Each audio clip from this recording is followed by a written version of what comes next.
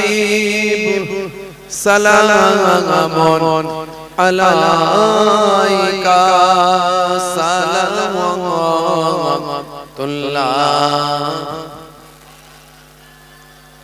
আজানে সোনি আপনার নাম নামাজে পড়ি আপনার নাম দরুদে আপনাকে সালাম আপনি যে নূরে এ মুজাসাম ইয়া নবী সালাম ইয়া হাবিব সালাম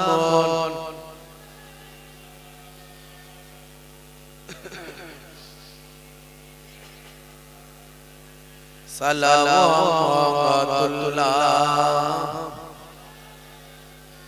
ইয়া রাসূলুল্লাহ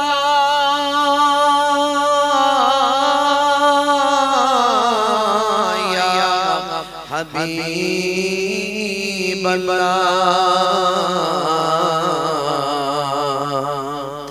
আপনি যে নূরে এরো নিখিলে ধ্যানে এরো ছবি আপনি না এলে দুনিয়া আধারে ডুবি তো সবি ইয়া নবী সালাম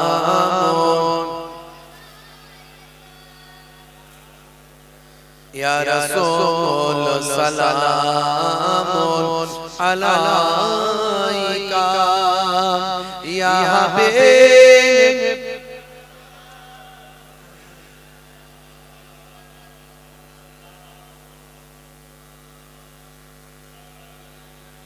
চাঁদ সূরজ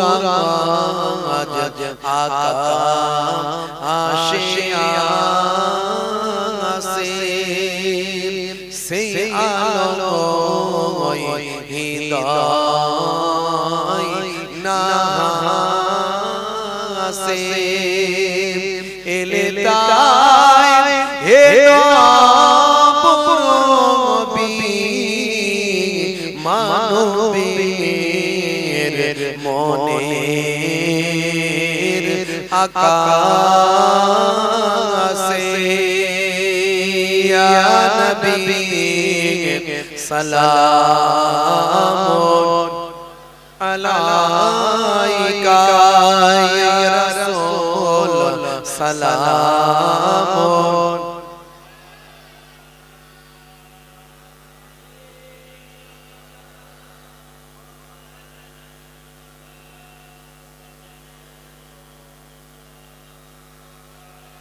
সকলে বলে ইয়া রাব্বি সাল্লাল্লাহু আলাইহি ওয়াসাল্লাম দাইমান আলা হাবিবিকা খায়রে গালে বললেন ওয়া সাল্লিমু তাসলিমা আল্লাহুম্মা সাল্লি আলা মাওলানা মুহাম্মদ ওয়া আলা আলিহি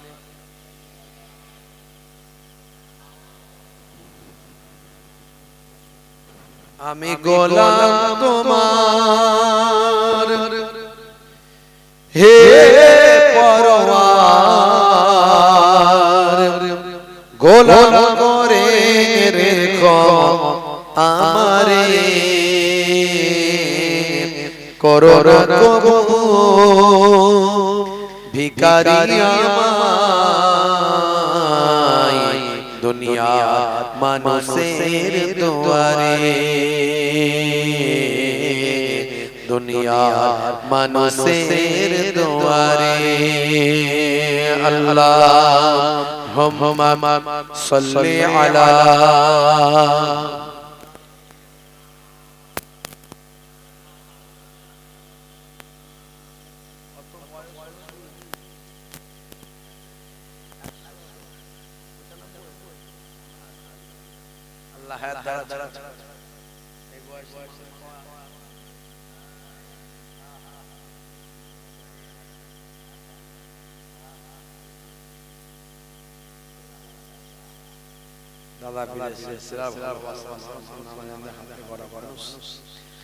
দরুদ শরীফ আল্লাহুম্মা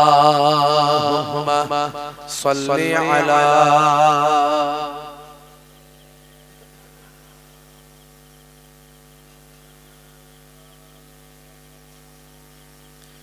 ওয়া আলা আলি সাইয়্যিদিনা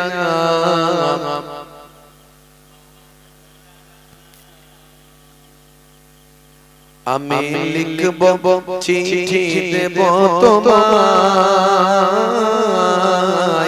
পাখি পৌঁছে দিও রওজায় আমি লিখব চিঠি দেব তোমায়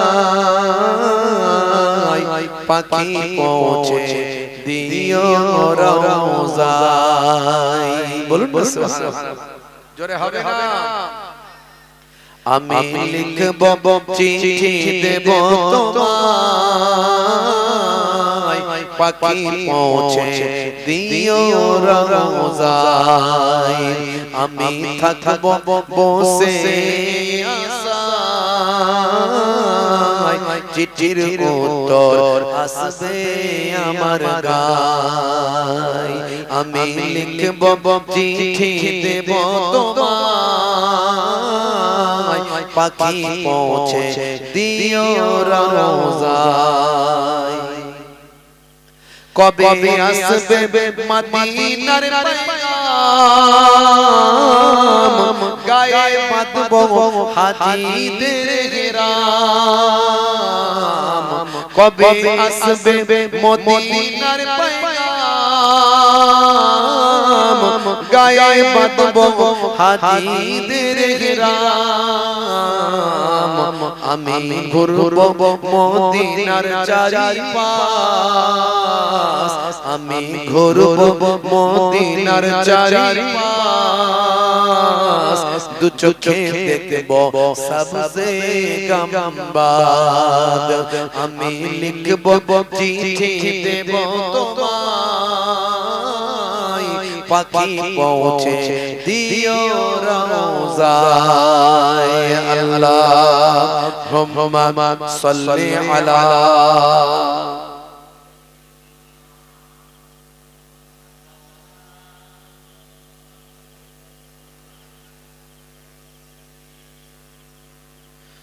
তৃষ্ণায় কাতর আমার মন তৃষ্ণা মেটাবে কূপ জমজম তৃষ্ণায় কাতর আমার মন তৃষ্ণা মেটাবে কূপ জমজম সে পানি মাগবো আমি সারা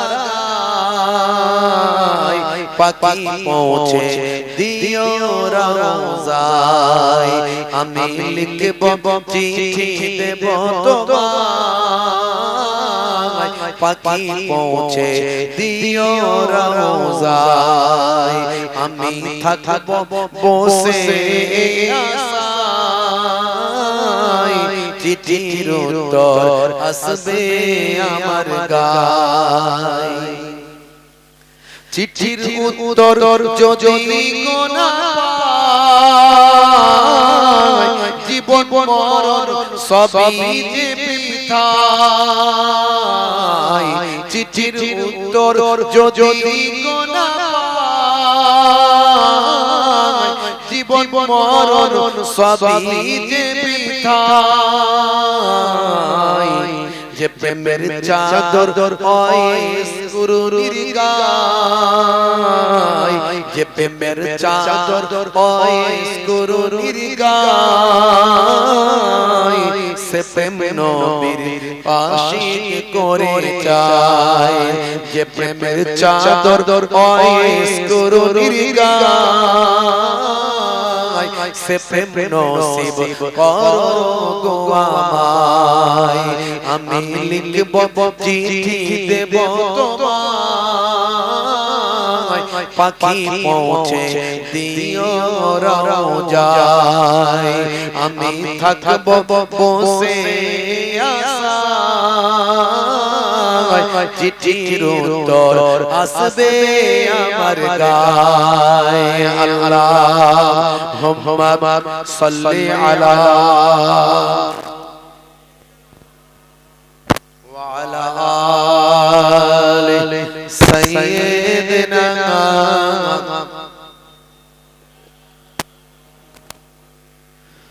وقال الله تعالى في كلامه المجيد والفرقان الحميد ما خلقت الجن والإنس إلا ليعبدون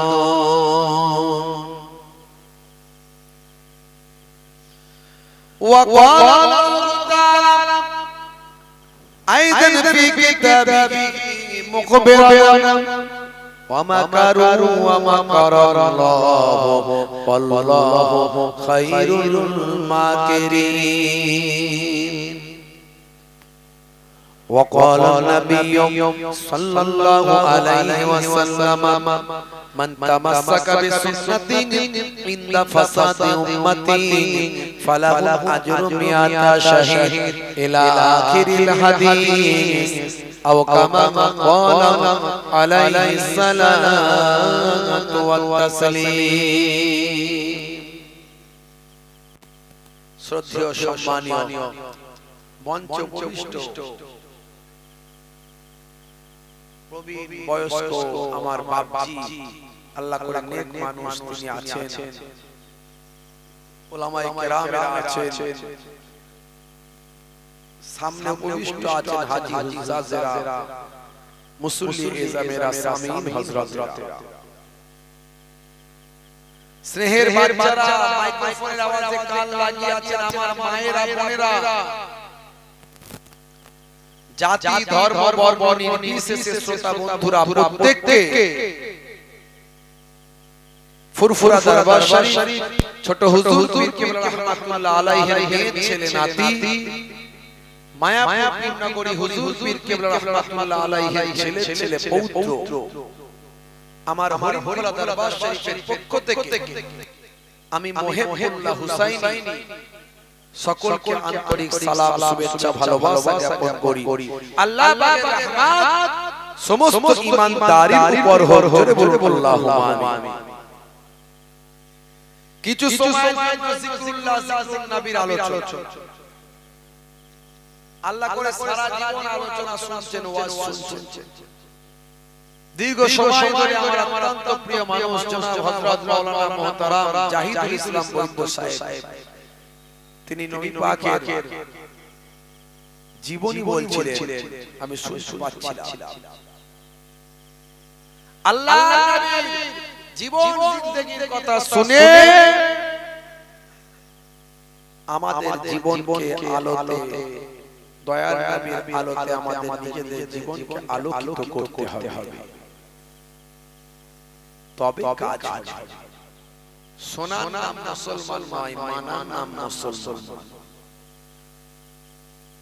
জানার নাম মুসলমান নয় মানার নাম মুসলমান আল্লাহ রাব্বুল আলামিন আমাদেরকে মাননে ওয়ালা মুসলমান বানান জোরে বলুন আল্লাহুম্মা আমিন হে তরুণ যুবকেরা হে আমার বন্ধুরা শুনে রেখে দিন বাবা, জেনে রেখে দেন আল্লাহর নবী আল্লাহর রাসূলকে মহব্বত করতে হবে, ভালোবাসতে হবে। এই নবী দিবসের মাস শুধু একটা মিলাদুন নবীর মাহফিল করে দিলাম হবে না, আল্লাহর নবীর জীবন জিন্দেগিকে নিজেদের জীবন জিন্দেগিতে বাস্তবায়িত করতে হবে। দয়ার নবীকে ভালোবাসতে হবে, মহব্বত করতে হবে। শুধু মুখে ভালোবাসি বললে হবে না, কাজে ভালোবাসে প্রমাণ দিতে হবে। আল্লাহর নবী যে নির্দেশগুলো দিয়েছে সেই নির্দেশগুলো পালন করতে হবে। দয়ার নবীর দেখানো পথে চলতে হবে। দয়ার নবী যে কাজগুলো করতে বলেছেন সেগুলো করতে হবে। যে কাজগুলোকে সমাজে প্রতিষ্ঠিত করার জন্য দয়ার নবী রক্ত ঝরিয়েছেন, দয়ার নবীর দান মোবারক শহীদ হয়েছে, হেলমেটটা ফেটে গিয়েছে, দয়ার নবীর কত সাহাবায়ে কেরামেরা রক্তাক্ত হয়েছেন, শহীদ হয়েছেন। আপনি যদি সচ্চা মুসলমান হন, দয়ার নবীর যে আদর্শকে সমাজে প্রতিষ্ঠিত করার জন্য এত ত্যাগ স্বীকার করেছেন, সেই সমাজে প্রতিষ্ঠিত হওয়া নবীর তরিকাগুলো আপনাকে গ্রহণ করতে হবে।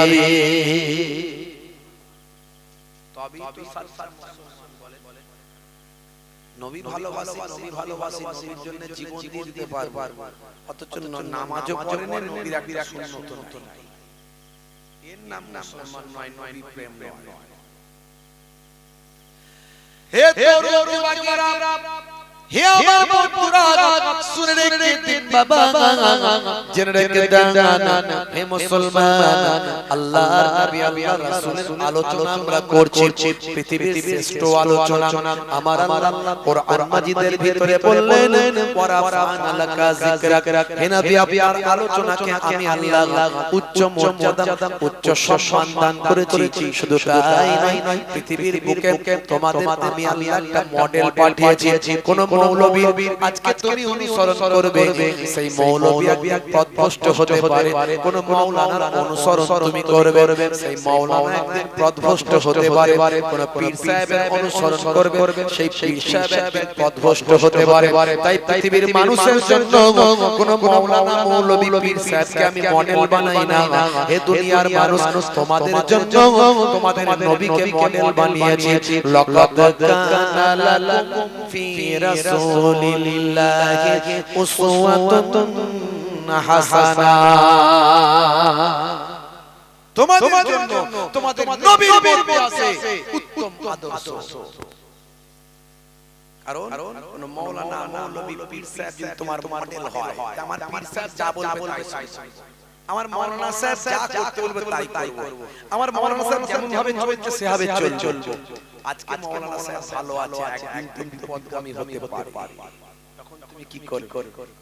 হ্যাঁ, তোমার নবী হলো তোমার মডেল, তোমার মাওলানাকে তুমি মেনে চলছো, মাওলানার দেখানো পথে চলছো। নবীর কথা যতদিন বলবে, নবীর পথে যতদিন থাকবে, ততদিন মাওলানাকে মানবো। কথা ঠিক ঠিক না? হ্যাঁ, কাবা শরীফের ইমাম নাম হলো কালবানী। নাম শুনে একজন কালো চেহারার ইমাম ছিলেন।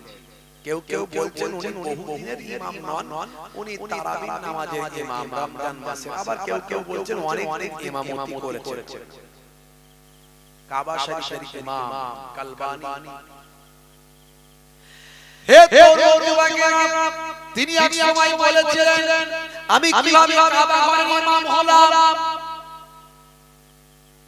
তাকে জিজ্ঞাসা করা হয়েছিল, হে আল্লামা কালবানী, হে কাবা শরীফের ইমাম, আপনি কেমন করে কাবা ঘরের ইমাম হলেন? হে তরুণ যুবকেরা, তিনি অত্যন্ত কালো চেহারার মানুষ।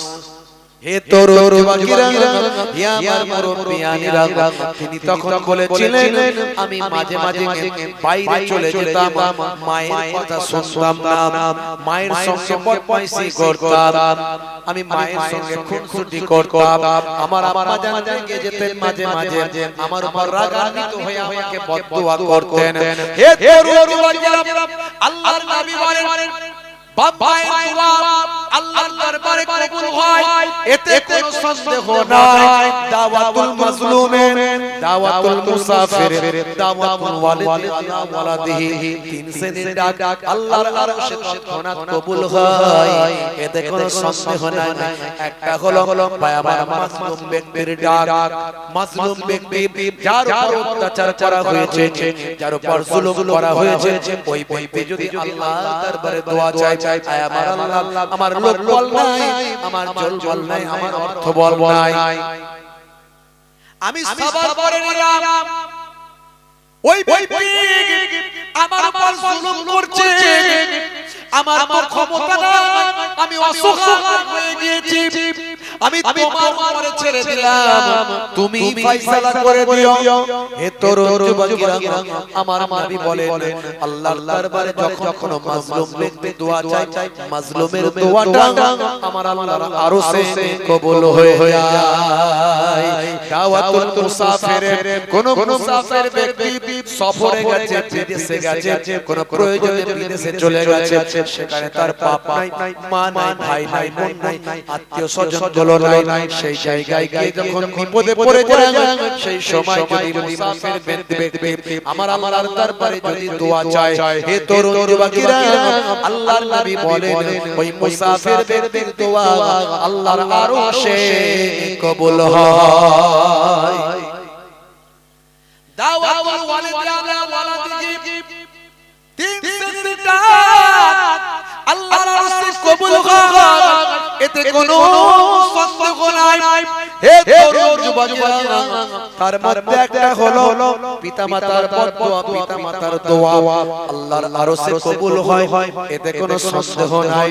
বাবা যদি সন্তানের জন্য দোয়া চায়, আয় আমার আল্লাহ, আয় আমার মাবুদ, আমার সন্তানের জন্য দোয়া চাই, সারা পৃথিবীর মানুষ আমার সন্তানের শত্রু হয়েছে, মাবুদ আল্লাহ, আমরা পিতামাতা আমার সন্তানের পক্ষে দোয়া চাই, সারা পৃথিবীর মানুষ আমার সন্তানের শত্রু হয়েছে, আমার আল্লাহ, আমার পিতামাতা আমরা দুজন আমার সন্তানের জন্য দোয়া চাই, তুমি তাদের শত্রুদের শত্রুতা থেকে হেফাজত করে দাও। হে তরুণ যুবকেরা, সারা দুনিয়ার মানুষের শত্রুতাকে আল্লাহ এক পাশে ঠেলে দিয়ে পিতামাতার দোয়াকে সন্তানের জন্য কবুল করবেন।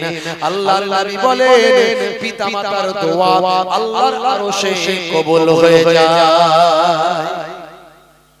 ইমাম কালবানী তিনি বলছেন, আমি বড় বদমাইশ ছিলাম, ছটফটে ছিলাম, ডান পিটে ছিলাম, মায়ের কথা শুনতাম না, মাঝে মাঝে বদমাইশি যখন করতাম, মা যখন আমার সঙ্গে লেগে পারতেন না, মা তখন আমার জন্য বদদোয়া করতেন। কি বদদোয়া করতেন? মা বলতেন, আল্লাহ তুমি আমার সন্তানকে কাবা ঘরের ইমাম বানিয়ে দিও। দেখেছেন মায়ের বদদোয়াটা কেমন? হ্যাঁ, মায়ের বদদোয়াটা কেমন দেখেছেন? অন্যজন জন্য মায়েরা হলে কেমন বদদোয়া করবে, জ্ঞানী মা, জ্ঞানী মা বলছে কাবা ঘরের যেন আল্লাহ কি তোকে ইমাম বানিয়ে দেয়, তবে তুই জব হয়ে যাবে। বুঝতে পারছিস? কাবা ঘরের ইমাম হয়ে যাইতে পারে না। হে তরুণ যুবকেরা, ইমাম কালবানী বলেছিলেন, আমি আমার মায়ের বদদোয়ায় কাবা ঘরের ইমাম হয়ে গেছি। হে তরুণ যুবকেরা, কিন্তু বড় বড় ব্যক্তিরা, আলেম ওলামারা, বড় বড় যারা বিশেষজ্ঞ, তারা বলছেন তিনি বেশি দিনের ইমাম ছিলেন না, মাত্র রমজান মাসে তারাবির নামাজের ইমাম ছিলেন। আর যাই হোক, কাবা ঘরের কিছুদিন হলো তিনি করেছেন, কিন্তু তার পদস্খলন কেমন ভাবে হলো? ভাই আমার দোস্ত আমার, ইন্টারনেট সার্চ করলে পাবেন কাবা ঘরের ইমাম, এই কালো ইমাম, কালো চেহারার ইমাম, ইমাম কালবানী, তিনি কখনো সিনেমাতে অভিনয় করছেন, বলুন নাউজুবিল্লাহ। তিনি কখনো ভাই আমার নায়ক গায়কদের মতো ভাই আমার বিভিন্ন অ্যাড কোম্পানির সঙ্গে যুক্ত হয়ে অ্যাড করছেন। শুধু তাই নয়, এমন কি জুয়ার আসরে তাকেও দেখা গেছে। বর্তমানে তিনি আর কাবা ঘরের ইমাম নাই।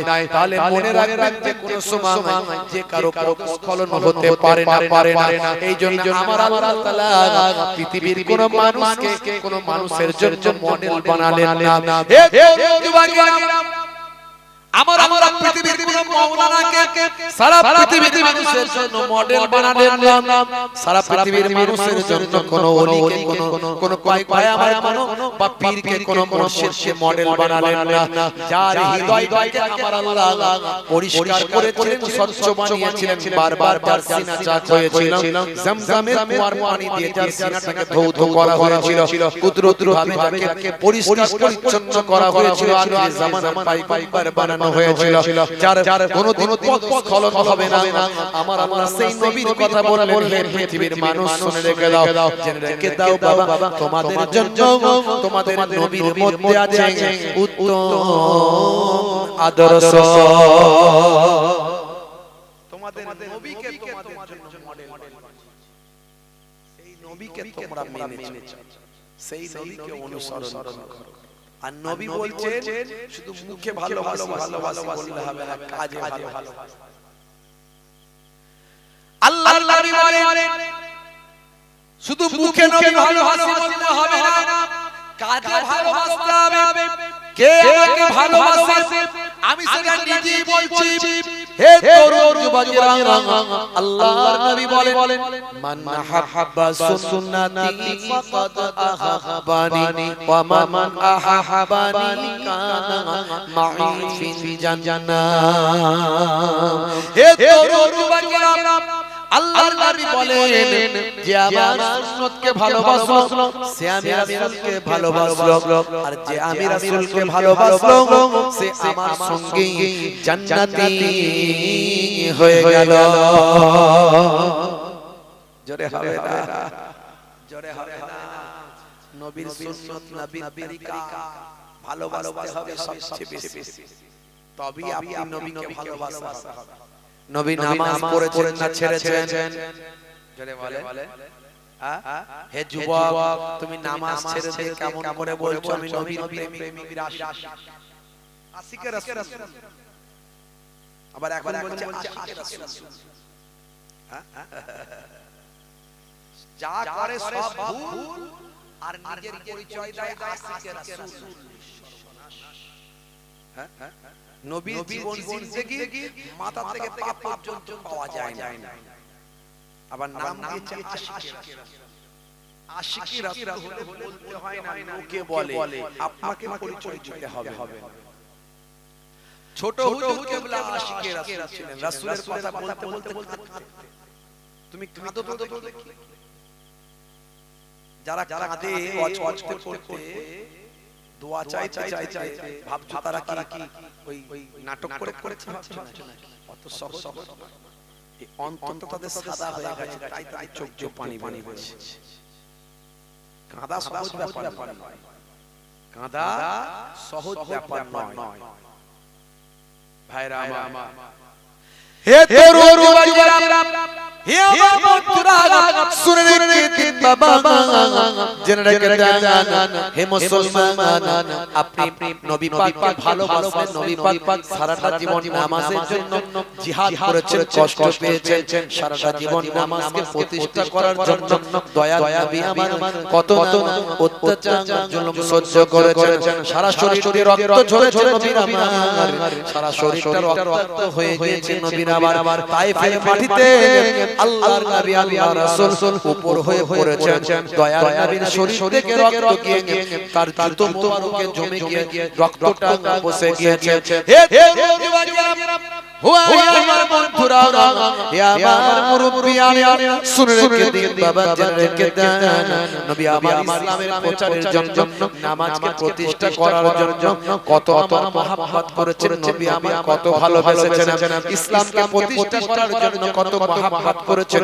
উম্মতের জন্য, কত ভালোবাসা দিয়েছেন, কত ত্যাগ স্বীকার করেছেন, কত অত্যাচারিত হয়েছেন। নবুয়ত লাভের পর মক্কার পাশাপাশি যখন আমার নবীর পর আঘাত করা বাড়িয়ে দিল, অত্যাচার করা বাড়িয়ে দিল।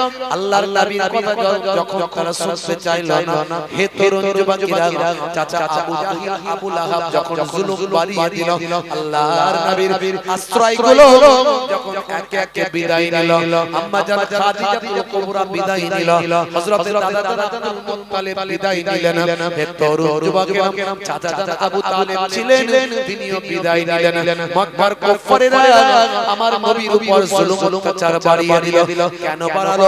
নবী আমার সকলকে এক আল্লাহর কথা বলেন, জাহান্নাম থেকে বাঁচিয়ে নিয়ে জান্নাতি করতে চায়। এরই জন্য তারা জুলুম করতে শুরু করলো।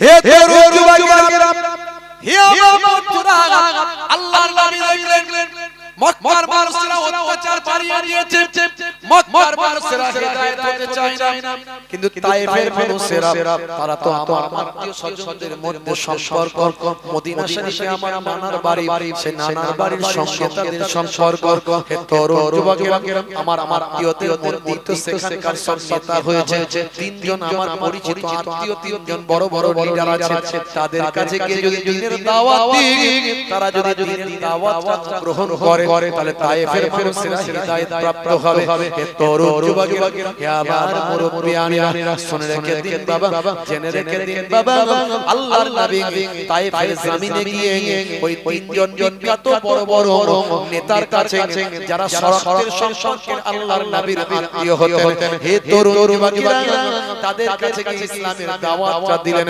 এক আল্লাহর কথা মানতে বললেন, লাত উজ্জা মানাতের ইবাদত করতে বললেন। আল্লাহর নবী বললেন, লাত উজ্জা মানা এদের আসলে কোনো ক্ষমতা নাই, এদেরকে মানুষ তৈরি করেছে, আর মানুষ আবার এদেরকে স্রষ্টা বলে আরাধনা করছে, আসলে এদের কোনো ক্ষমতা নাই। তোমরা লাত উজ্জা মানাতের ইবাদত ছেড়ে আল্লাহর ইবাদত করো।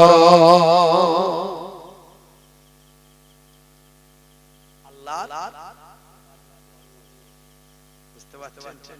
তখন এই নাত উজ্জা মানাত এগুলোর উপরে জিন ভরপুর করছে, জিন ভরপুর। এই জন্য মানুষের বিশ্বাস খুব বেড়ে গিয়েছে, বিশ্বাস খুব বেড়ে গিয়েছে। মক্কা বিজয়ের পরে আল্লাহর নবী হযরত খালিদ বিন ওয়ালিদ রাদিয়াল্লাহু তাআলা আনহুকে নির্দেশ দিলেন, যাও আরবের সবচেয়ে বড়, ওদের সবচেয়ে বড় উপাসনা গৃহ সেটা হলো উজ্জার গৃহ।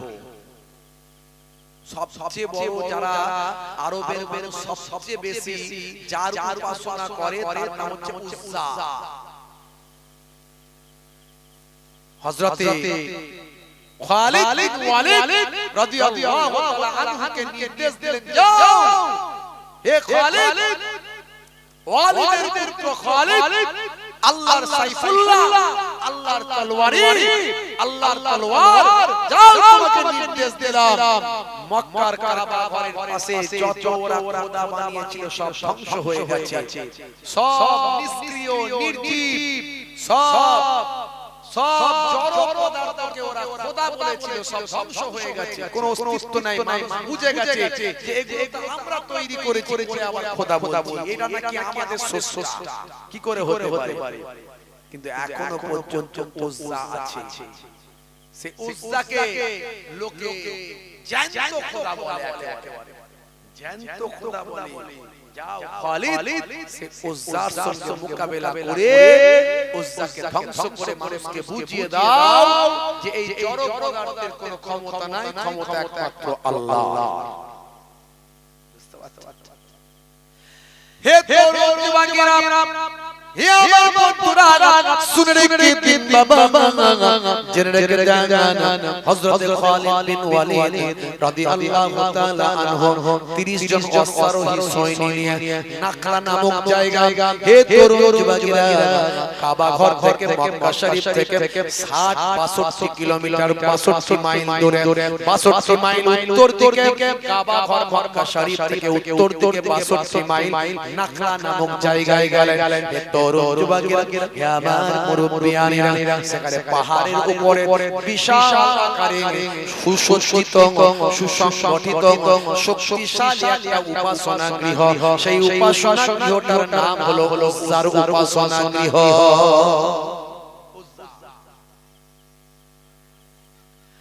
বন্ধুরা আমার, তরুণ যুবকেরা আমার, হযরত খালিদ বিন ওয়ালিদ রাদিয়াল্লাহু ভাই আমার ছবি একটা স্ট্যাচু সেখানে করা হয়েছে, তার নাম হলো উজ্জা। সে নাকি বিশাল ক্ষমতাশালী। হযরত খালিদ বিন ওয়ালিদ সেই সময় এগিয়ে গেলেন কুঠার নিয়ে। এই বিশাল বড় 6 ফুটের উপরে এই উজ্জার বায়াবাই স্ট্যাচু করা হয়েছে। এই স্ট্যাচু উজ্জা নাকি বিরাট বড় খোদা, বিরাট বড় শক্তিশালী, তার সামনে বিয়াদবি করলে নাকি ধ্বংস হয়ে যাবে। হযরত খালিদ বিন ওয়ালিদ রাদিয়াল্লাহু তাআলা আনহু সেই সময় কুঠার নিয়ে এগিয়ে গেলেন। হে তরুণ যুবকেরা, হে আমার মুরব্বিয়ানেরা, ওই উপাসনা গৃহের বড় বড় পণ্ডিতেরা, আরবের ওই সমস্ত কুরাইশদের বড় বড় স্থূলাকৃত পণ্ডিতেরা, মোটা মোটা পণ্ডিতেরা বলতে লাগলো, সাবধান খালিদ, হে খালিদ, শুনে রেখে দাও, তুমি আমাদের এই খোদাকে তুমি নষ্ট করো না, ভেঙো না। যদি তুমি ভাঙো তাহলে মুসিবতে পড়বে, বিপদে পড়বে। হে তরুণ যুবকেরা, এইভাবে হযরত খালিদ বিন ওয়ালিদকে ভয় পাওয়াতে লাগলো। হযরত খালিদ বিন ওয়ালিদ বললেন, তোমরা সরে যাও, তোমরা উজ্জার কাছ থেকে সরে যাও, নাহলে তোমরাও বিপদে পড়বে। হযরত খালিদ বিন ওয়ালিদ উলম কুঠার দিয়ে উজ্জাকে টুকরো টুকরো করে জমিনে শুইয়ে দিয়ে সেখান থেকে ঘোড়ায় অশ্বারোহণ করে আল্লাহর নবীর দরবারে এসে হাজিরা দিলেন। দয়ার নবীর কাছে এসে সালাম দিয়ে উজ্জার ঘটনা জানিয়ে দিলেন। আল্লাহর নবী বললেন, খালিদ, তুমি যে উজ্জাকে টুকরো টুকরো করে দিয়েছো, উজ্জাকে যখন টুকরো টুকরো করছিলে তখন কি কোনো বাধার সম্মুখীন হয়েছে? কেউ তোমাকে বাধা দিয়েছে? হযরত খালিদ বিন ওয়ালিদ বললেন, ওখানকার পণ্ডিতেরা আমাকে বলছিল এটা করবেন না, গজব হবে, ধ্বংস হবে, তা আমি তাদের কথা শুনিনি। না, কেউ অ্যাটাক করতে আসেনি। বলে না, যাও, তুমি যে উজ্জাকে ভেঙেছো ওটা আসল উজ্জা নয়, আসল উজ্জা এখনো সেখানে আছে।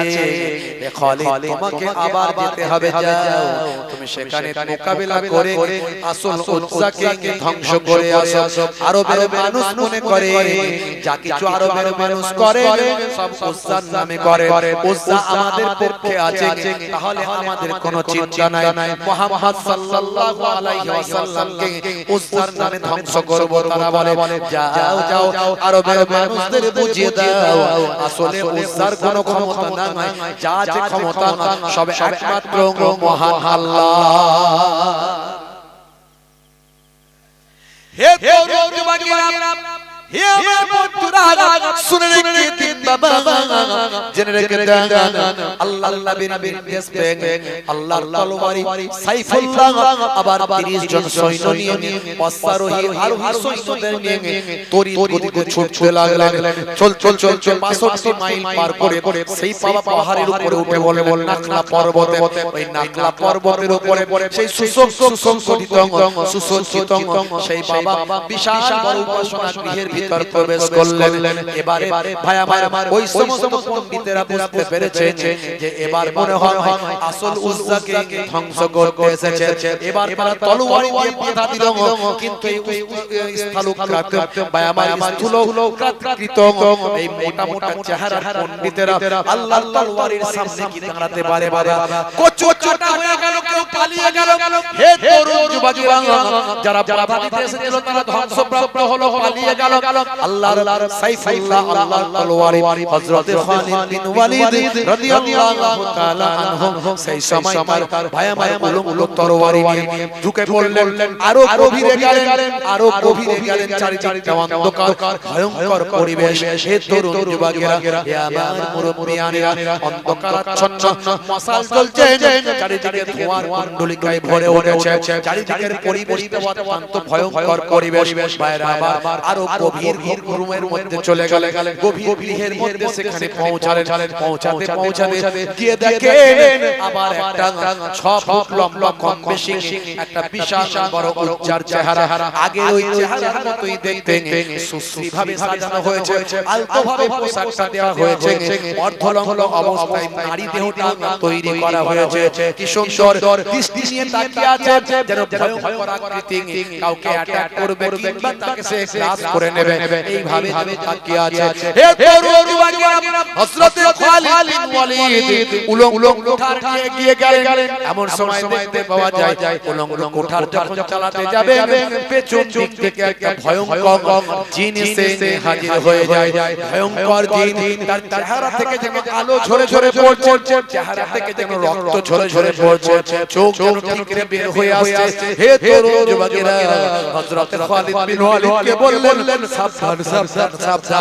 সাবধান হয়ে যাও তোমার এত বড় কথা তুমি ওই শরীরে আঘাত করতে এসেছো হে তরুণ যুবকেরা আমি তোমাকে ধ্বংস করে দেব এইভাবে ভয়ঙ্কর আকৃতি নিয়ে আল্লাহর সাইফুল্লাহ আল্লাহর তলোয়ারি হযরত খালিদ বিন ওয়ালিদকে বলেন এমন গম্ভীর আওয়াজ ছিল ভয়ঙ্কর পরিবেশ ছিল যে কোনো মানুষ ভয় পেয়ে যাবে কিন্তু আল্লাহর তলোয়ারির সামনে কথা বললে পৃথিবীর কোনো মানুষকে আল্লাহর তলোয়ারি কখনো ভয় পায় না সাইফুল্লাহ কখনো ভয় পায় না হযরত খালিদ বিন ওয়ালিদ কখনো ভয় পায় না সেই সময় হযরত খালিদ বিন ওয়ালিদ আল্লাহর নাম নিয়ে ওই উলঙ্গ তলোয়ার দিয়ে যে কচুকাটা করে দিলেন দেওয়ার পরে কোঠার দিয়ে ওই উজ্জাকে ধ্বংস করে মাটির সঙ্গে মিশে পায়ামার আবার আরোহণ করে আল্লাহর নবীর দরবার শরীফে হাজির হলেন দয়ার নবীকে সব কিছু খুলে বললেন সেদিন থেকে পৃথিবীর চরিত্র থেকে পৃথিবীর জমিন থেকে এই মানুষ তৈরি করা সস্তা ধ্বংস হয়ে গেল হে তরুণ যুবকেরা পৃথিবীর সব ধর্মগ্রন্থে এক স্রষ্টার কথা বলা হয়েছে ভালো করে আপনি যদি ধর্মগ্রন্থগুলো পড়েন দেখবেন এক স্রষ্টার কথা বলা হয়েছে মানুষ নিজস্ব খোদা বানিয়েছে নিজেদের সুবিধার্থে নিজেদের অর্থ ইনকামের জন্য নিজেরা নিজেদেরকে খোদা বানিয়েছে প্রভু বানিয়েছে হে তরুণ যুবকেরা হে আমার মুরব্বিয়ানেরা এইভাবে আল্লাহর নবী সাহাবায়ে কেরামেরা দ্বীনের জন্য কষ্ট করেছেন ইসলামের জন্য কষ্ট করেছেন নবী আমি কত আঘাতপ্রাপ্ত হয়েছেন দয়ার নবীকে আপনি ভালোবাসেন অথচ নবী করছেন নবীর দেওয়া নামাজ আপনি পড়েন না আপনি যদি নামাজি হয়ে যেতেন তাহলে আপনি মদখোর হতে পারতেন না সুদখোর হতে পারতেন না জিনাখোর হতে পারতেন না আপনার নামাজ আপনাকে মদ খাওয়া থেকে বাঁচাতো আপনার নামাজ আপনাকে সুদ খাওয়া থেকে বাঁচাতো আপনার নামাজ আপনাকে জিনাখোর থেকে বাঁচাতো আপনার নামাজ আপনাকে লটারি খোর থেকে বাঁচাতো আপনার নামাজ আপনাকে চুরি করা থেকে বাঁচাতো নামাজ আপনাকে অন্যায় থেকে বাঁচাতো ইন্নাস সালাতা তানহা আনিল ফাহশাই ওয়াল মুনকার নিশ্চয় নামাজ তোমাকে অশ্লীলতা অন্যায় থেকে রক্ষা করবে জেনে বলুন সুবহানাল্লাহ কয়েকদিন আগে লাল কেল্লায় দিল্লির লাল কেল্লা কয়েকদিন আগে দিল্লির লাল কেল্লায় 1 কোটি টাকা মূল্যের ভাই আমার ওই ডায়মন্ড আর বিভিন্ন স্বর্ণ দিয়ে তৈরি করা ওই কলসি চুরি হয়েছিল আপনারা খবর জানেন কিনা জানি না কয়েকদিন আগের কথা বলছি লাল কেল্লা থেকে চুরি হয়েছিল হে তরুণ যুবকেরা ওই লাল কেল্লায় জৈনদের জৈন সম্প্রদায়ের সভা জৈন সম্প্রদায়ের মানুষেরা তারা লাল কেল্লার ভিতরে একটা সভা করছিল ধর্মীয় সভা করছিল আর তাদের এই জৈন সম্প্রদায়ের মানুষদের মধ্যে এক কলস প্রথা এক কলসি নিয়ে বিভিন্ন রকম উপকরণ নিয়ে তারা কাজ করে হে তরুণ যুবকেরা এগুলো ধর্মের উপকরণ মনে করে তাদের মধ্যে থেকে ধনী ধনী ব্যক্তি বা আমার যারা কোটি কোটি কোটি কোটি টাকার মালিক এই রকম ব্যক্তিরা জৈন সম্প্রদায়ের মানুষ তারা এই সময় লাল কেল্লা তাদের ওই কোটি কোটি টাকার মালগুলো নিয়ে এসে হাজির করে। এরই ফাঁকে জৈন সম্প্রদায়ের মধ্যে কোন একজন নাটক করে কোন একজন ভাই আমার ওই জৈন সম্প্রদায়ের ভাই আমার ওই রকম লেবাস ধরে আর 1 কোটি টাকা ওই কলিসিটা চুরি করে নিয়ে চলে গিয়েছিল। ধর্ম কর্ম করতে এসে চুরি করে নিচ্ছে। এই মাঝে মাঝে মসজিদে জুতো চুরি হয় না?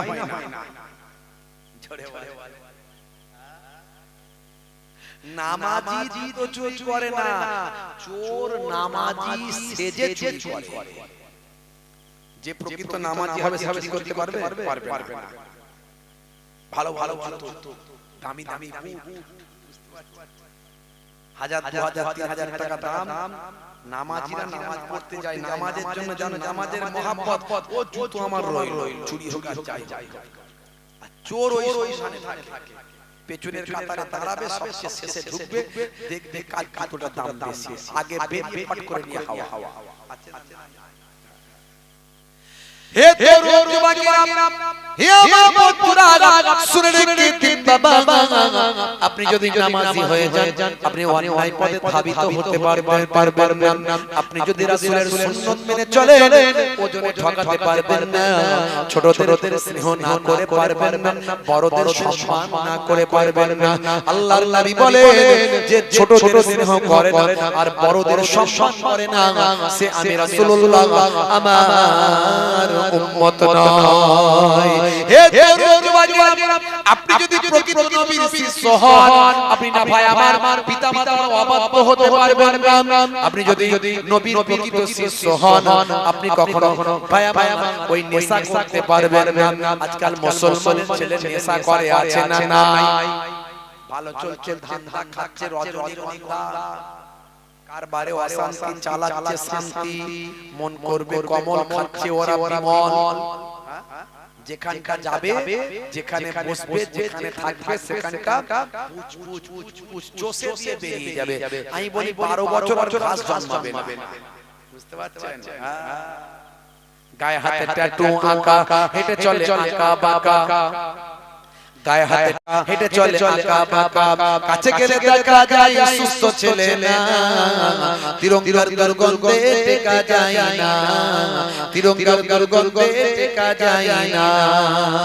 মুসলমানের ছেলে গায়ে হাতে ট্যাটু করেছে, মুসলমানের নারী গায়ে হাতে ট্যাটু করেছে, ওই যে কি যেন একটা এখন নেত্রী হয়েছে, কি যেন নাম, কিছুদিন আগে বলছিল আজমি শরীফ নাকি সে ভেঙে দিতে চায়। সে বলছে আজমি শরীফের নাম নাকি পাল্টে দিতে চায়। ওই যে কি নজিয়া নাকি কি নজিয়া উলাইহিয়া থেকে নাম বেরিয়েছে না একটা, ওই রকম আমি ওই রকম দিয়ে বলি, ভালো করে বলতে পারি না সব নামগুলো, বুঝতে পারছেন? তো যাই হোক সে নাকি বলছিল আজমি শরীফ নাকি পাল্টে দেবে। ওরে নজিয়া, তুই কি আজমি শরীফ পাল্টাবি?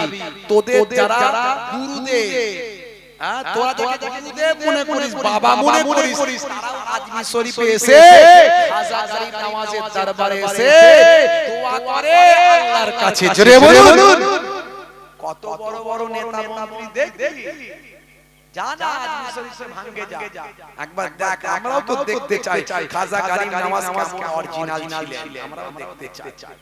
হ্যাঁ, আমরাও দেখতে চাই, জানা ভাঙ্গে যা। অনেক তো ভাঙলি, অনেক রওজা ভেঙেছিস, মাজার ভেঙেছিস, ওলি আউলিয়াদের রওজাগুলো, কবরগুলো ভেঙেছিস, মসজিদ ভেঙেছিস, মাদ্রাসা ভেঙেছিস। এই ভাঙতে মানে উপরের দিকে উঠছিস। তো যা একবার আজমি শরীফের রওজাটা ভেঙে দেখা, কত বড় বুকের পাটা আছে দেখি। যা, আমরাও দেখতে চাই খাজা গরিব নওয়াজ কেমন ওলি ছিলেন। বইয়ে তো অনেক পড়েছি, শুনেছি অনেক, একবার দেখতে চাই। যাও, সাহস হবে না, ক্ষমতা হবে না, ওরা জানে ওটা অরিজিনাল বাবা, ওর মধ্যে কোনো ভন্ডামি নাই। ওখানে গেলে বিপদ আছে, বুঝতে পারছেন? হ্যাঁ, এই যে ভাই আমার হুগলি সেতু থেকে যে ব্রিজটা নেমেছে দেখবেন, ব্রিজটা নেমে কিন্তু ওখান থেকে বাঁকিয়ে দেওয়া হয়েছে, একটা মাজার রওজা আছে দেখবেন, রওজাটা দেখবেন বাঁকিয়ে দেওয়া হয়েছে। তো আমি ওয়ে পড়িনি, অনেক বিজ্ঞ মানুষদের মুখে শুনেছি উপর দিয়ে ব্রিজটা করার চিন্তা ভাবনা হয়েছিল, কিন্তু করতে পারিনি, মাজারও তুলতে পারিনি, ভাঙতে পারিনি, বাধ্য হয়ে ব্রিজকে ঘোরাতে হয়েছে। আল্লাহর ওলিদের ক্ষমতা আছে, অত সহজ নয়। হে তরুণ যুবকেরা, হে আমার বন্ধুরা, আজ থেকে প্রতিজ্ঞা করুন নামাজি হয়ে যাব, অরিজিনাল হয়ে যাব, ভেজাল যাব না, লোক দেখানো ইবাদত করব না, যতটুকু করব আল্লাহর সন্তুষ্টির জন্য করব। কে আমাকে সুফি বলল, কে আমাকে দরবেশ বলল, কে আমাকে নামাজি বলল, কে আমাকে ওলি বলল, এতে কিছু যায় আসে না। আমি আল্লাহর খাতায় যদি নামটা লেখাতে পারি, আমার দুনিয়া আখিরাতে কামিয়াবি হয়ে যাবে। হে তরুণ যুবকেরা, হে আমার মুরব্বিয়ানিরা, শুনে রেখে দিন বাবা, জেনে রেখে দিন বাবা, হযরতে ভাই দোস্ত আমার, হযরতে নবীর আশিক ছিলেন বাবা, নবীর আশিক ছিলেন বাবা, হযরতে ওয়াইস কুরনি হুজুর। আপনারা শুনেছেন ওয়াইস কুরনি। বন্ধুরা আমার, তরুণ যুবকেরা আমার, কুরুন নামের এলাকায় বাস করতেন, ইরাক জমিনে, কুফা জমিনে। হে তরুণ যুবকেরা, আল্লাহর নবী, আল্লাহর রাসূল ইন্তেকালের আগে জুব্বাটা দিয়েছিলেন। জুব্বাটা দিয়েছিলেন কাকে? ভাই আমার, আল্লাহর নবীর শরীর মোবারকের জুব্বাটা হযরতে ওমর ফারুক, হযরতে আলী মুর্তজা কারামাল্লাহু ওয়াজহুকে দিয়েছিলেন। দিয়ে বলেছিলেন, বাবা ওমর, বাবা আলী, শুনে রেখে দাও, যে কোন এক সময় তোমরা যদি পারো বাবা, আমার একজন আশিক আছে, তার নাম হলো ওয়াইস কুরনি। এই ওয়াইস কুরনিকে তুমি বাবা আমার পক্ষ থেকে জুব্বাটা দিয়ে দেবে। জুব্বাটা দিয়ে বলবেন, আল্লাহর নবী এই জুব্বাটা গায়ে দিতে বলেছেন, আর বলেছেন উম্মতে মুহাম্মাদির জন্য তিনি যেন একটু দোয়া করে। দেখেছেন, আল্লাহর নবী জামানার মানুষ, কিন্তু নবীর সঙ্গে দেখা হয়নি, নবীর নাম শুনেছে। ওহদের ময়দানে দয়ার নবীর দাঁত ভেঙে গিয়েছিল, এই কথা যখন ওয়াইস কুরনি শুনেছিল, তখন একটা করে সব দাঁত ভেঙে ফেলেছিল। আমার নবীর কোন দাঁতটা ভেঙেছে আমি জানি না, তাই আমি আমার সব দাঁতগুলো ভেঙে ফেললাম নবীর মহব্বতে। আমার নবীর দাঁত ভেঙেছে, আমার দাঁত ঠিক থাকবে? আমার নবীর দাঁত ভেঙেছে, আমার দাঁত গোটা থাকবে? আহ কেমন আশিক! তাকে জিজ্ঞাসা করা হলো, আপনি নবীর জামানাতে পেয়েছেন, নবীর সঙ্গে দেখা করলেন না? আমার মা ছিল অসুস্থ, আমার মাকে ছেড়ে আমার কোথায় যাওয়ার মতো ক্ষমতা ছিল না। মায়ের কি সম্মান, আমার নবী সেই মায়ের সম্মান দেখিয়েছে, আর হযরত ওয়াইস কুরনি সেই সম্মানকে বজায় রেখেছেন। আল্লাহর নবী বলেছেন, ইযহাব ফাআকিমহা ফাইনাল জান্নাতা তাহতা রিজলাইহা, যাও তোমার মায়ের সম্মান করো, কারণ তোমার মায়ের পায়ের তলায় তোমার জান্নাত। জোরে বলুন সুবহানাল্লাহ। জোরে হবে না? আর জোরে হবে না? মায়ের পায়ের তলায় সন্তানের জান্নাত। সেই মাকে অনেক ছেলেরা কষ্ট দেয়, আছে না নাই? জোরে বলেন, আছে না নাই? মা হলো আমার হৃদয়ের আলো, জননীর মুখ দেখে মন করে ভালো, মায়ের আঁচলেতে কত মুখ মুছেছি, যখনই মুখে হাতে নোংরা দেখেছি। মা আমার কান্নায় বিচলিত হয়ে যায়, জননীর দুঃখেতে বুকটা ফেটে যায়, মায়ের কদমেতে জান্নাত জানো কি, সেই কদমে তুমি চুম্বন করো কি, আর কত সম্মান মায়ের জানো কি, জানলে জীবনে তুমি তা মানো কি।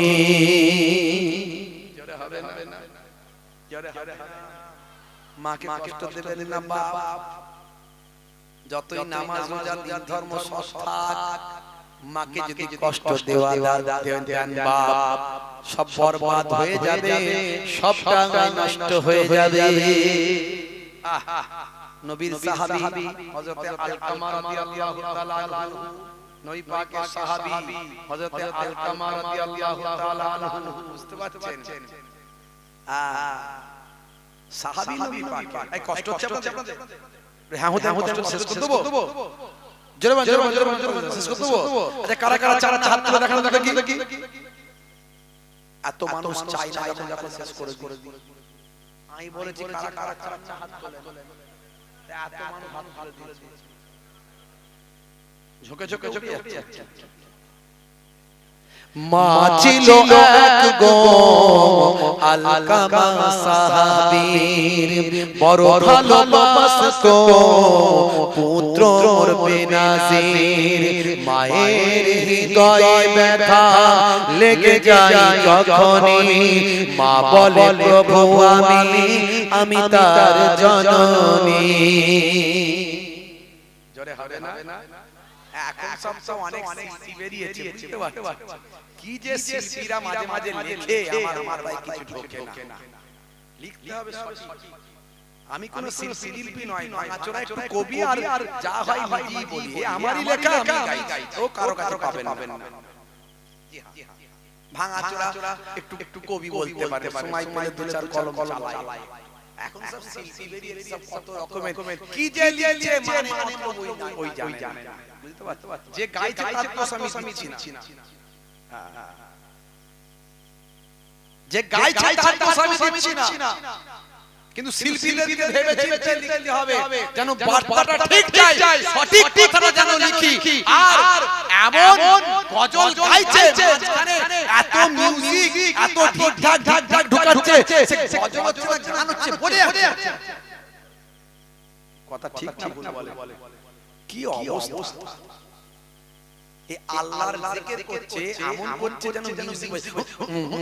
কি রে ভাই, ছেলে খেলামি হচ্ছে নাকি আল্লাহ জিকির নিয়ে?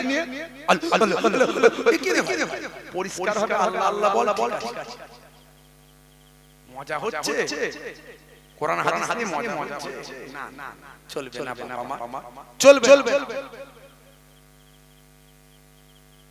গজল লিখে দিল যিনি গাইছেন, তার কথা আমি বলছি না, গাওয়ার সময় হয়তো অনেকে বেখেয়াল হয়ে গেয়ে দিতে পারে। গজল লিখে দিল, দুই দিকে দুই সাহাবী হায়, মাঝখানে আমার নবী জিন্দা শুয়ে রয়। ওরে ও মাটি মদিনার মাটি, ওরে ও ভূমি মদিনার ভূমি, বলছে না? দুই দিকে দুই সাহাবী হায়, মাঝখানে আমার নবী জিন্দা শুয়ে রয়। যিনি গাইছেন তার আমি কথা বলছি না, যিনি লিখছেন তার উপর আমার কথা। আল্লাহর নবী সাহাবী, দুই দিকে দুজন আছে না একদিকে আছে? হাজী সাহেব জিজ্ঞাসা করো, আল্লাহর নবীর রওজাতে পরিষ্কার নাম লেখা আছে। এখন এই ভুলগুলো যদি ধরিয়ে দিই, কিছু মানুষের রাগ হয়ে যাবে, কিন্তু লিখবেন যখন, কলমটা চালাবেন, সমাজের মানুষ ওটাই গাইবে, হাজার ভাইরাল, এই গজল ভাইরাল। প্রত্যেকটা গ্রামে জলসা জুলুস মাহফিলে বাচ্চারা গাইছে, দুই দিকে দুই সাহাবী হায়, মাঝখানে দয়ার নবী জিন্দা শুয়ে রয়। আমার নবী তার মানে মাঝখানে আছে, আর দুই দিকে দুই সাহাবী আছে নাকি? গিয়ে দেখে এসো ভালো করে ইতিহাস জানো, পড়ো, দেখবেন আল্লাহর নবী একদিকে আছে, প্রথমে আছেন, তার পাশে হযরত আবু বকর সিদ্দিক, তার পাশে হযরত ওমর ফারুক। জোরে বলে সুবহানাল্লাহ। এটা মানুষকে ভুল মেসেজ দেয়া হয়ে যাচ্ছে ভাইরা আমার। আর এই গজলকে নিয়ে ছেলে খেলামি করলে চলবে না, এগুলো ভালো জিনিস না, গজল এগুলো ভালো জিনিস, মানে মতলব অনেক, এই দু লাইনে অনেক বড় ব্যাখ্যা। আল্লাহর নবী কবিতা পছন্দ করতেন, শায়ের পছন্দ করতেন, আবার কিছু মানুষ আছে আবার গজল, শায়ের, কবিতা, নাতের বিরোধিতা করে। দেখবেন যারা বিরোধিতা করছে স্টেজে উঠে নাত গজলের, তারা কিন্তু আবার গাইতে পারে না বলে বিরোধিতা করে। তারা গাইতে পারে না বলে বিরোধিতা করে, কিন্তু তারা কে বিরোধিতা করলো, কে বললো, দেখার দরকার নাই। কোরআন হাদিস অনুযায়ী শাস্ত্র হলে চলবে, না হলে চলবে না, পরিষ্কার কথা। আমার দলিল কোরআন আর হাদিস। আমার নবী নিজে কবিতা পছন্দ করতেন, নিজে শায়ের ভালোবাসতেন। আল্লাহর নবীর অনেক শায়ের ছিল যারা কুফারে কুরাইশের শায়েরদের সঙ্গে ডিবেট করত কবিতার মাধ্যমে। আল্লাহর নবীর বিখ্যাত একজন শায়ের ছিলেন, তাকে বলা হলো শায়েরুর রাসূল। তার নাম হলো, সেই সাহাবী হুজুরের নাম হলো হযরত হাসান বিন সাবিত রাদিয়াল্লাহু তাআলা আনহু। তুমি গাইতে পারো না বলে তুমি বলছো গজল চলবে না, নাচ চলবে না, এই নাচের বিরোধিতা গজল না, ওগুলো বলো না। সঠিক ইসলামে নাচ গজল কেমন চলবে সেটা বলো। নাচ গজল নিয়ে যেন গান বাজনায় পরিণত না করে সেটা ভুল ব্যাখ্যা করবেন না। এগুলো নিয়ে অনেক সমালোচনা করে। মা ছিল এক গো আলকামা সাহাবীর, বড় ভালোবাসতো পুত্র বেনাজির। মায়ের হৃদয়ে ব্যথা লেগে যায় যখনই, মা বলে প্রভু আমি তার জননী। নবীর সাহাবী মায়ের বুক খুলে গেছে। হাত দুটো তুলবা খোদাকে জানাই, বড় ব্যথা পেয়েছি ও গো খোদা দয়াময়। ইন্তেকালে তার দেখো কি ঘটে যায়, সাহাবীর কালেমা নসিবে না হয়। নবীর সাহাবী মায়ের বুক খুলে গেছে, ইন্তেকালের সময় কালেমা নসিবে হয় না। এ তরুণ যুবকেরা, আমার আপনার নবী যখন খবর পেলেন, জানতে পারলেন মায়ের মনে দুঃখ আছে, যাও ওই মাকে গিয়ে বলো ক্ষমা করতে, মাফ করতে। মা বলল আমার বড় কষ্ট, আমি মাফ করতে পারবো না, নবীকে আমার সালাম দিও। হে তরুণ যুবকেরা, আল্লাহর নবী বললেন তাহলে আমার সাহাবীর জীবনটা বৃথা, জীবনটা বরবাদ। যাও জঙ্গল থেকে কাঠ কেটে নিয়ে এসে আমার সাহাবীকে জ্বালিয়ে দিও। এই খবরটা যখন মায়ের কানে খবরটা গেল, মা বলল না আমার সন্তানের এই কষ্ট আমি সহ্য করতে পারবো না। আরে জননী মায়ের তুলনা হয়নি আর হবে না। সেই সময় মা বলল যাও আমি আমার সন্তানকে ক্ষমা করে দিলাম। জোরে হবে না, আরে জোরে হবে না, আরে জোরে হবে না ভাইরা। মা ছিল এক গো আলকামা সাহাবীর, বড় ভালোবাসতো পুত্র বেনাজির। মায়ের হৃদয়ে ব্যথা লেগে যায় যখনই, মা বলে প্রভু আমি তার জননী। হাত দুটো তুলবা খোদাকে জানাই, বড় ব্যথা পেয়েছি ও গো দয়াময়। ইন্তেকালে তার দেখো কি ঘটে যায়, সাহাবীর কালেমা নসিবে না হয়। নবীজির ওসিলায় মা তাকে ক্ষমা দেয়, কালেমা পড়ে তার রূহ পাখি উড়ে যায়।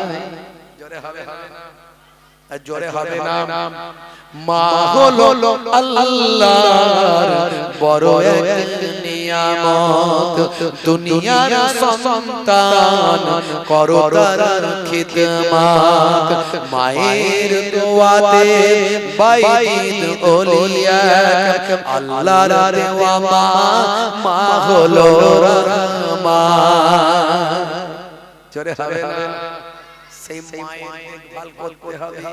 নির্দেশকার আল্লাহর নির্দেশকার দয়ার নবীর। শুধু নবী ভালোবাসতে হবে না, নবীর নির্দেশ ভালোবাসতে হবে। নবীর নির্দেশ নামাজি হতে হবে, নবীর নির্দেশ বাবা সুন্নাত ওয়ালা হতে হবে। মুখে দাড়ি রাখতে লজ্জা পায় আছে না নাই, রাগ করবেন না। তাদের মুখে দাড়ি না, তারা লজ্জিত হবেন না, কারণ আমি ইহসাস দিতে এসেছি, বলতে এসেছি, বোঝাতে এসেছি। হে তরুণ যুবকেরা, বিরাট কোহলি মুখে দাড়ি রেখেছে না রাখেনি? হরভজন সিং এর মুখে দাড়ি আছে না নাই? লিওনেল মেসির মুখে আছে না নাই নেতা মন্ত্রী খেলোয়াড় প্লেয়ার ভারতের প্রাক্তন প্রাইম মিনিস্টার মনমোহন সিং জি ভারতের বর্তমান প্রাইম মিনিস্টার নরেন্দ্র দামোদর দাস মোদি জি মুখে দাঁড়িয়ে আছে না নাই দাঁড়িয়ে এখন ফ্যাশন দাঁড়িয়ে এখন মুখের সৌন্দর্য তাই বড় বড় নেতা মন্ত্রী খেলোয়াড় প্লেয়ার দাঁড়িয়ে রাখছে কিন্তু মুসলমান দাঁড়িয়ে আপনার আমার কাছে সৌন্দর্য বলে নয় দাঁড়িটা রাখবো আমি নবীর সুন্নাত বলে বড় বড় দাঁড়ি রাখতে লজ্জা বোধ হয় ছোট হলেও রাখো একদিন ঈমানি শক্তি বেড়ে যাবে মোহাম্মদ হুসাইন থেকে বড় দাঁড়ি সেদিন হবে ততদিন পর্যন্ত যদি মারা যাও ছোট দাঁড়িওয়ালা হয়ে যদি কবরে চলে যাও মুনকার নাকির ফেরেশতা এসে বলবে মান রব্বুকা দেখতে পাবে তোমার মুখে দাঁড়িটা নবীর সুন্নাত বলে রাখা হতে পারে ওই দাঁড়িটাই হবে তোমার নাজাতের জারিয়া নবী করলে তো শুধু হবে না নবীকে ভালোবাসতে গেলে নবীর সুন্নাত তরিকা আখলাক চরিত্রকে ভালোবাসতে হবে নির্দেশনাকে ভালোবাসতে হবে তবেই নবী বলছেন আমাকে ভালোবাসা হলো জোরে জোরে বলুন সুবহানাল্লাহ আজ থেকে প্রতিজ্ঞা করুন নামাজ হয়ে যাবে সুন্নাত ওয়ালা হয়ে যাবেন দাড়ি ওয়ালা টুপি ওয়ালা জুব্বা ওয়ালা হয়ে যাবেন না পারেন অত নামাজিটা হবে নামাজ ছেড়ে দিয়ে জান্নাতে যেতে পারবেন আর আপনি বিপদে পড়ছেন আপনার আল্লাহর অফিস আছে সেই অফিসটা হলো নামাজের পার্টি সবের একটা অফিস আছে না ডাক্তার দেখাতে গেলে ডাক্তার চেম্বারে যেতে হবে ভাই অ্যাডভোকেটের সঙ্গে দরকার আছে অ্যাডভোকেটের চেম্বারে যেতে হবে তো আল্লাহর কাছে কিছু বললে আল্লাহর চেম্বার আছে অফিস আছে সেটা হলো নামাজের পার্টি একদিন দুদিন তিন দিন ধরে আপনার অভিযোগ আল্লাহকে বলছেন 21 দিন পর থেকে ইনশাআল্লাহ বুজুর্গানের দিন আল্লাহ ওয়ালা মানুষরা পরীক্ষা করে দেখেছে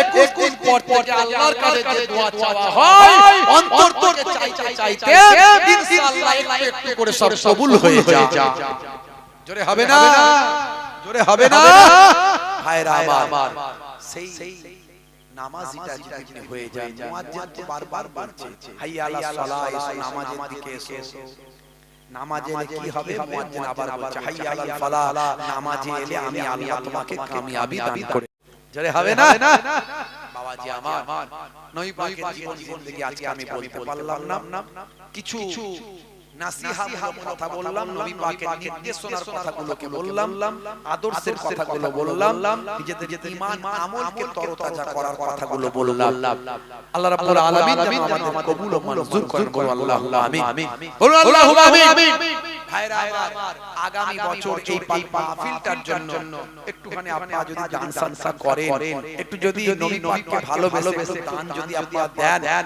তবে আগামী বছরে জান্নাতের বাগানটা সুন্দর করে করা যাবে কি গো এই রবিউল আউয়াল মাসে আমরা জান্নাতের বাগানে বসেছি এটা আমাদের জন্য সৌভাগ্য দুনিয়ার মধ্যে সবচেয়ে ভাই আমার শ্রেষ্ঠ আলোচনা আল্লাহর কোরআন বলছে আমার আল্লাহ বলছেন ওয়া রাফা'না লাকা যিকরাক হে নবী আপনার আলোচনাকে আমি আল্লাহ উচ্চ মর্যাদা দান করেছি জোরে বলুন সুবহানাল্লাহ তো সেই নবীর আলোচনার মাহফিল হওয়া দরকার আছে না নাই নবী পাকের মাহফিল ওয়াজ যেখানে হবে আলোচনা হবে সেই এলাকা থেকে বিপদ আপদ মুসিবতকে আল্লাহ সরিয়ে দেবে ইনশাআল্লাহ জোরে বলুন সুবহানাল্লাহ যারা সহযোগিতা করবে তাদের জাযা বদলা আল্লাহ দুনিয়া আখিরাতে দান করবেন বলুন আল্লাহুম্মা আমিন ভাইরা আমার নবীকে আল্লাহ এত ভালোবাসেন নবীর জন্যই তো সবকিছু আর সেই নবীর সাথে আলোচনা করবেন আপনি আলোচনার মজলিস সাজাবেন সেখানে যদি আপনি দান করেন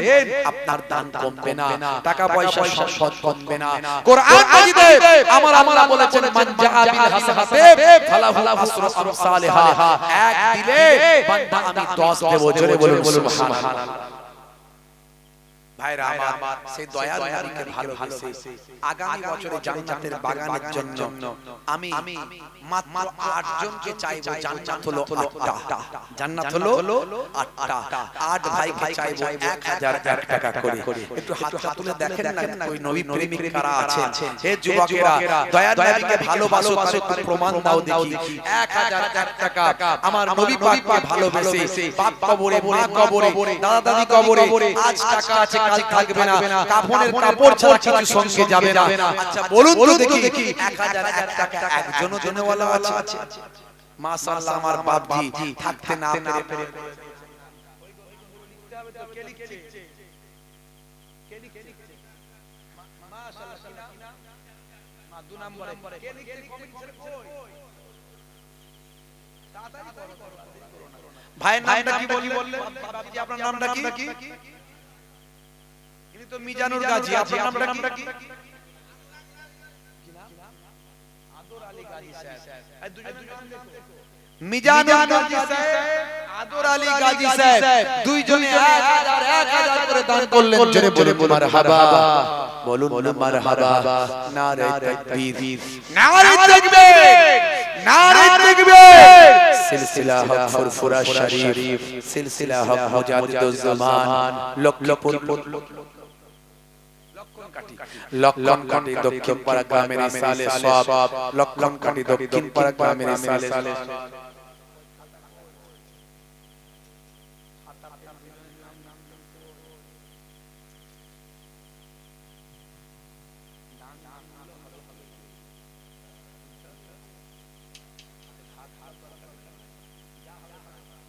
মাশাআল্লাহ ঠিক আছে বলেছি ভাইরা আপনারা দুজন যা লিখিয়েছেন একটু নগদ যদি আপনারা 500 টাকা করে যদি একটু দেন 1000 টাকা একটু দেন বা 100 টাকা 200 টাকা করে যদি দেন আমি একটু মুসাফা করব আমার সঙ্গে মুসাফাও হলো আর আমিও ধন্য হলাম আর আপনিও ধন্য হলেন একজন মুসাফির মানুষের সঙ্গে মুসাফা করলেন ফুরফুরা শরীফ ছোট হুজুরের নাতি পিননগরী হুজুর পীর কেবলার পোতা পীরের আওলাদ এসেছিল মুসাফির মানুষ তার সঙ্গে একটু মুসাফাও হলো আর একটু দেখা হলো আমিও একটু ধন্য হলাম কার দোয়া আল্লাহ কবুল করবেন কে কতটা নেক মানুষ আমি জানি না আমার ভাই মাশাআল্লাহ আমার ভাই 100 টাকা মারহাবা বলুন মারহাবা নারে তাকবীর যার পকেটে 10 টাকা 20 টাকা আছে সেও দিয়ে যায় সবাই দিয়ে যায় প্রত্যেকের সঙ্গে মুসাফা করব আরেক ভাই কবুল করুন আল্লাহুম্মা আমিন নারে তাকবীর নারে তাকবীর মাশাআল্লাহ ভাই 200 টাকা আল্লাহ কবুল করুন আমার বাপজি ভাই আমার 200 টাকা নগদ দিলেন আল্লাহ কবুল করুন দয়ার নবী পাককে ভালোবেসে 200 টাকা নগদ দিলেন আমার তরুণ যুবক ভাইটি 100 টাকা নানা নানির জন্য দোয়া চেয়েছে আল্লাহ কবুল করেন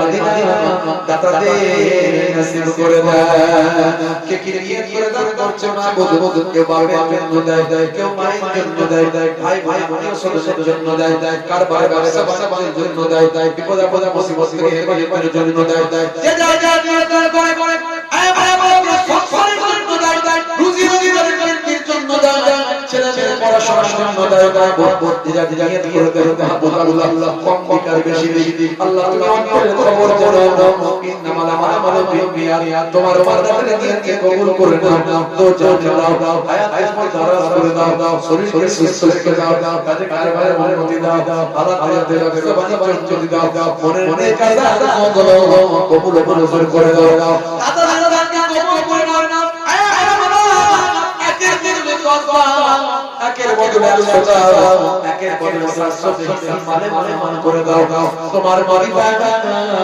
জানিয়ে দিয়েছে হাদিসের কুদসির মধ্যে তুমি বলেছো একের বদলে 10 দিয়ে 100 700 দিলে হিসাব মানে মান করে দিই তোমার বান্দা আমার বাপজিরা সতস্ত ভাবে করছে হারে আমার বাপজিরা আস্তে দাও বয়স্ক মানুষ আস্তে দাও বাবা পড়ে যায় দেখো ধরে নাও হালে ধরে আল্লাহ কবুল করে নেক মানুষ মানুষ কবুল করে সব নেক মানুষ নানা জানা মহা আল্লাহ কবুল করে আমার ভাইরা দান করছে আমার যুবকরা দান করছে আল্লাহ যুবক ভাইগুলোকে তুমি হেফাজত করে দাও নামাজ দিয়ে দাও কাজে পারে অনুমতি দাও আল্লাহ তাআলা ব্যবসা বাণিজ্য দাও যারা যাচ্ছে তাদেরকে কবুল করে নাও যারা দিতে পারছে না আমার পকেটে টাকা অনিয়া হয় করে ভাই আল্লাহ তাআলা আগামী দিন বেশি মাল তৌফিক দাও মালে করে দাও আমার মা বোনদের দেওয়া তৌফিক দাও মা বোনরা যেন বলতে পারে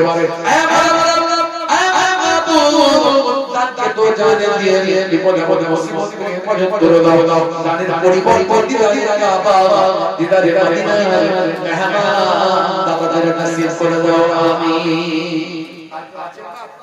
থাকলে বলেন একটু দেন যদি কেউ থাকে 200 500 100 50 20 মায়েরা বলে পাঠান